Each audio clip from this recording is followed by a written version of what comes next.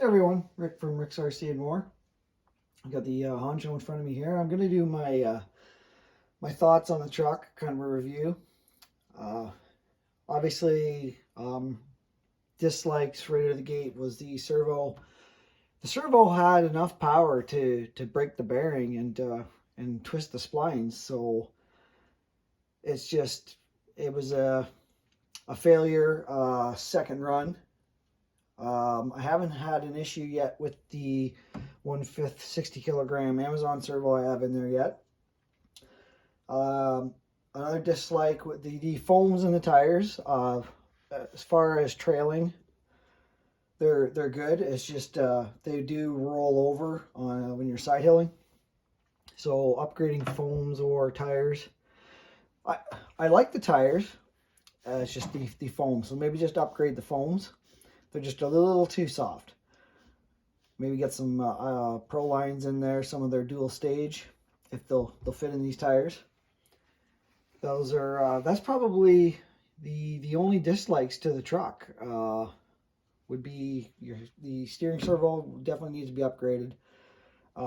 You could add a BEC to get more voltage to it, which might be down the road. We'll see.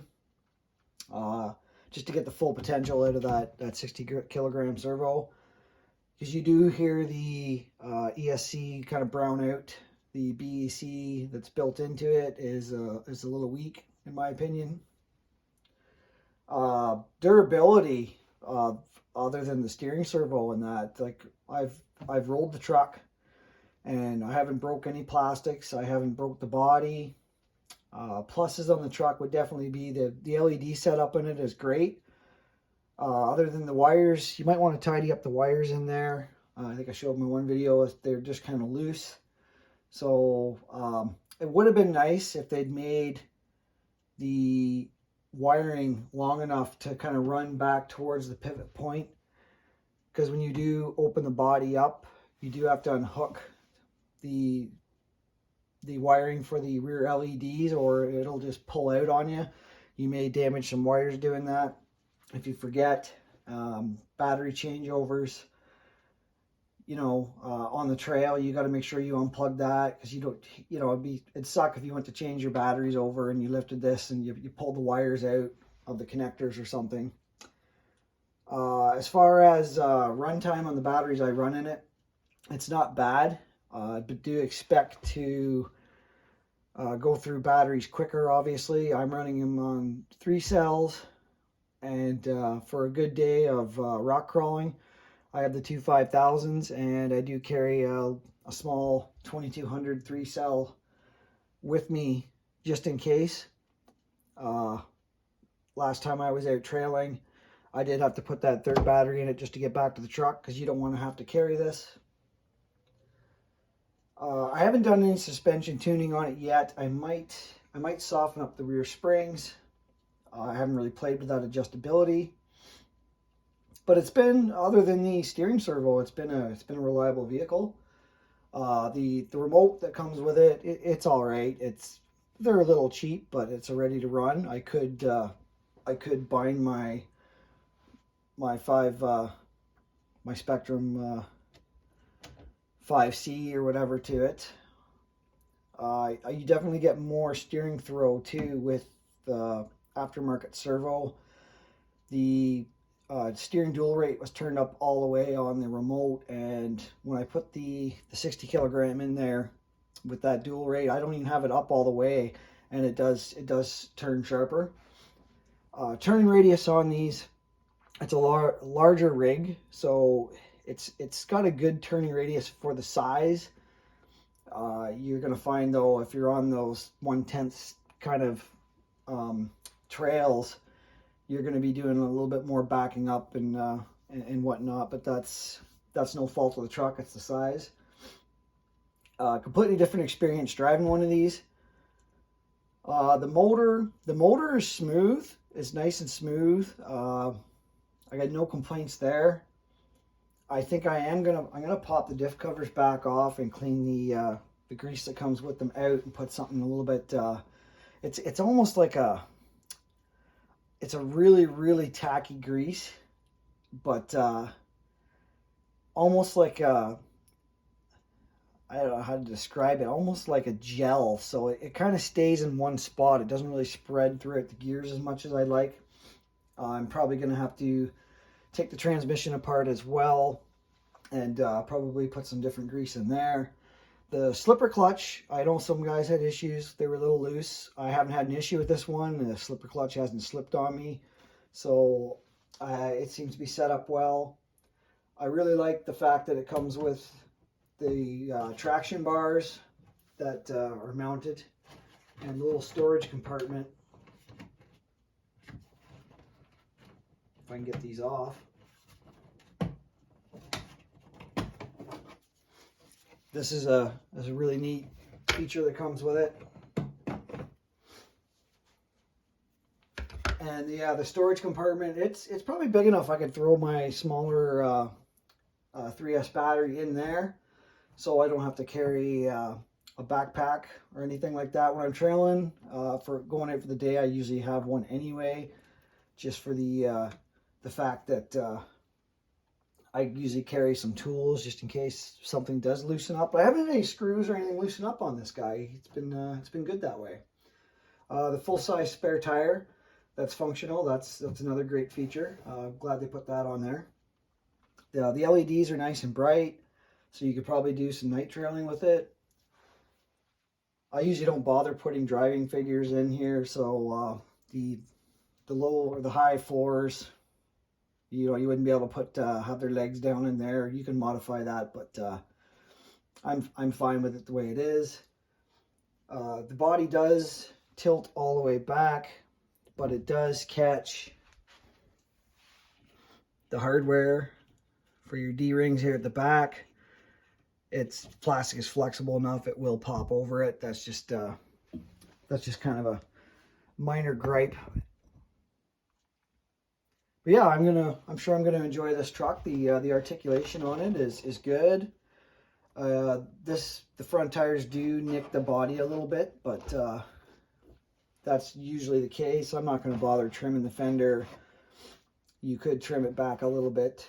You could stiffen up the suspension so it doesn't hit, but who wants to do that? You'd like to have all the flex you can get out of it. So those are kind of my thoughts on the SCX6 Honcho. Everybody was kind of, I think, getting a little tired of the same Jeep bodies, and with this body, you have you can get into tighter spaces. You don't have that big bulk of a body with a big long roof line. Approach angles on this are really good. Well, the back is excellent. You're not going to have to worry about hitting anything on the back of it. The front bumper, sometimes these D-rings on the front do hit, but with the weight and size of the truck and the power, it usually will just kind of slide the front end up over and you can continue crawling. The sliders on it, they're good, heavy sliders, good thick plastic with some flex to it. The on-off button is a little bit of a pain, and getting the clips in for the body post can be a bit of a challenge too. I'd still rather have this set up than body post sticking out of the hood. It's really easy to work on. The size definitely helps with that. You can get a lot of stuff apart without having to remove other components. I was able to get diff covers off without having to actually take links or shocks or anything off it, which is a plus.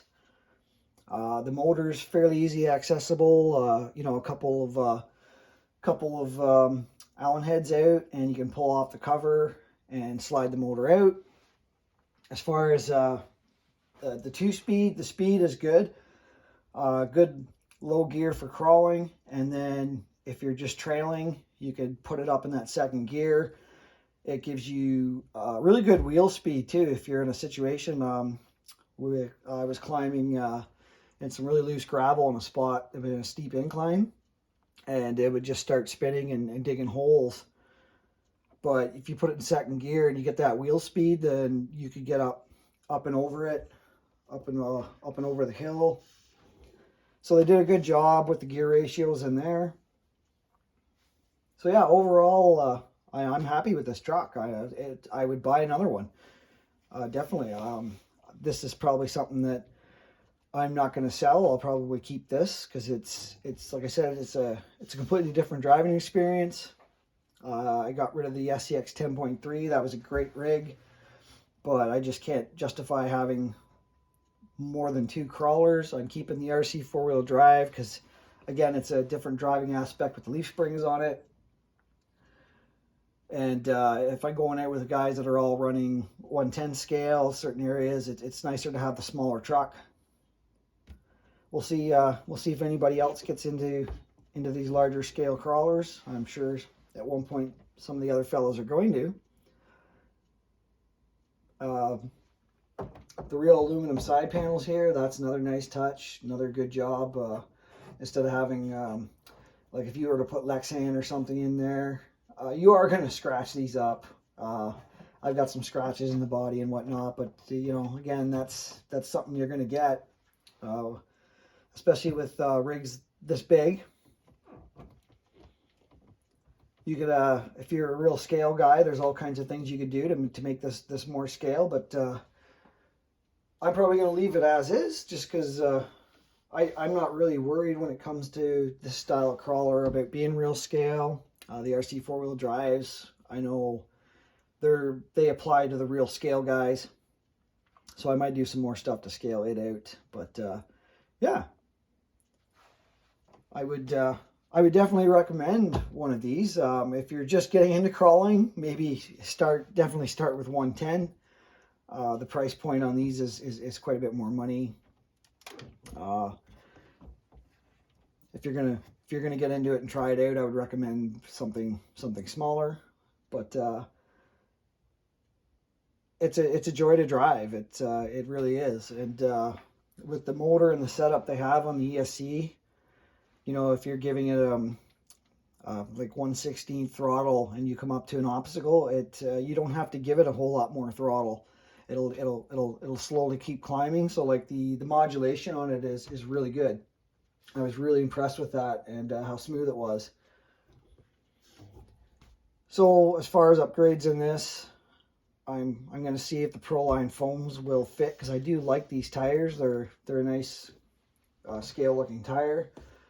I may get some higher axes for it. I'm not sure. We'll see. You can also get upgraded like an aluminum outer rim for beadlock on these, and it's nice that they're beadlock wheels. That was when I first picked the truck up, I thought maybe they were glued, but they are a 3-piece plastic beadlock. I haven't had any issues of it pulling out or anything like that. The shocks on it, they're nice and smooth. They don't seem to leak, which is another scale thing. The larger the shocks are, the bigger the seals in them, probably the better they work. Drive line seems to be good. I haven't had any issues of twisting up any drive shafts or anything, and I've had it bound up pretty good. So there is some adjustability also on your shocks. Different positions you can put them in, stuff like that. And you know, nice big heavy links. That's another definite plus. They did a good job there. I can't see you having any issue with the stock links on this. So just a quick little thought / review on this guy. We're starting to get into cold weather here. We had some snow and then it kind of melted away, but I'll have to get it out in some deeper snow. I mean, I'm sure it's gonna go more places than a 1/10 scale crawler, just because of the size of the wheels, and with that 2-speed tranny in second gear, you're gonna have the wheel speed to clean these out if they start clogging up with snow. So I'll maybe do a video after I have it out in some snow and let everybody know how it works in the snow. So everybody, get out and enjoy your RCs.